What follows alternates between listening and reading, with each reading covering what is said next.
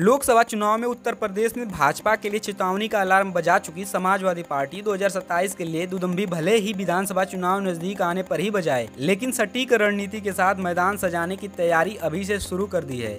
लंबे समय तक एमवाई यानी मुस्लिम और यादव वोटों के भरोसे प्रयास करती रही सपा अब इस बात से बेहद उत्साहित है कि कभी उसके नाम से भी बिदक जाने वाला अनुसूचित जाति का मतदाता लोकसभा चुनाव में उसके करीब आया है। पीडीए के सूत्र पर आगे बढ़ेगी सपा। बसपा के कोर वोट बैंक यानी ब्लू ब्रिगेड पर खास नजर जमाए सपा 300 विधानसभा सीटें जीतने के लक्ष्य के साथ उसी पीडीए के सूत्र कदम बढ़ाने जा रही है, जिसने उसकी झोली में 37 लोकसभा सीटें डाल दी है। वर्तमान में सपा के पास उत्तर प्रदेश की 105 विधानसभा सीटें, जबकि भाजपा के पास कुल 251 विधायक हैं। 2 बार से लगातार विधानसभा जीत रही भाजपा के सामने अब तक सपा काफी कमजोर नजर आ रही थी, लेकिन इस बार के लोकसभा चुनाव के परिणाम ने परिस्थितियां बदल दी है। यह भाजपा के लिए चिंतन का विषय है कि 2014 के लोकसभा चुनाव के बाद से उसकी ओर तेजी से बढ़ता आया अनुसूचित जाति का मतदाता अब इस बार 2 राय पर खड़ा नजर आया।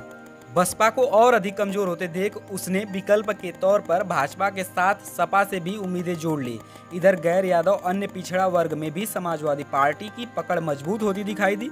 यही कारण है कि जो सपा 2014 में अकेले और 2019 में गठबंधन के बावजूद 5-5 संसदीय सीटें ही जीत सकी, उसने 2024 में 80 में से 37 सीटें जीत ली।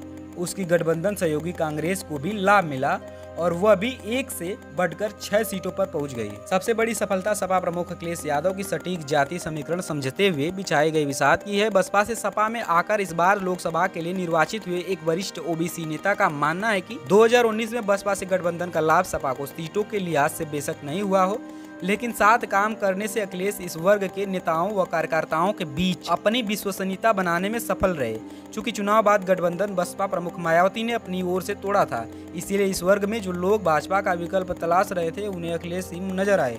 सपा सांसद मानते हैं कि ब्राह्मण, राजपूत और वैश्य वर्ग पर भी अभी भी भाजपा की मजबूत पकड़ बनी हुई है।